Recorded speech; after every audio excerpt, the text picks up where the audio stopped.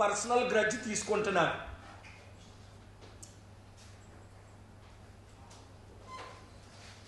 Nuclear sites అనే పేరుతో ప్రపంచ 3వ యుద్ధాన్ని ఆహ్వానిస్తున్నాడు. అందుకనే ప్రైమ్ మినిస్టర్ ఒమాంట్ లాంటి వారు, ఇజ్రాయేలీ ఫార్మర్ ప్రైమ్ మినిస్టర్స్ ప్రధానమంత్రులే నేను పిలుపునిచ్చిన తరువాత నెతన్యాహుని వ్యతిరేకిస్తున్నారు. ఇమీడియట్గా సీజ్ ఫైర్ చేయమని.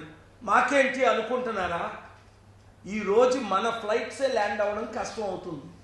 ఎందుకు అంటే నెతన్యాహు ఇజ్రాయేలీ కంట్రీకి 50 యూరప్ దేశాలు, అమెరికా, కెనడా, ఆస్ట్రేలియా, న్యూజిలాండ్ లాంటి కంట్రీస్, ప్రపంచంలో ఉన్న ధనమైన దేశాలన్నీ ఎక్కువ మంది ఇజ్రాయెల్కే మద్దతు ఇస్తున్నారు.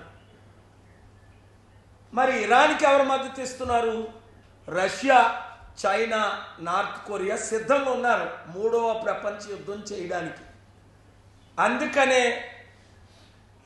ఈ అర్జెంట్ ప్రెస్ మీట్. అసలు నేను అక్కడికి వెళ్ళాలి, పరిస్థితులు బాగోలేవు. ఎందుకంటే 2011లో మీరు చూశారు, మీ ఛానల్స్ రిపోర్ట్ కూడా చేశాయి. 28 రోజులు నేను అక్కడ ఉన్నాను. మన ఎంపీలు తీసుకొని వెళ్ళి వాళ్ళైతే 3 రోజుల్లోనే తిరిగి వచ్చేసారు.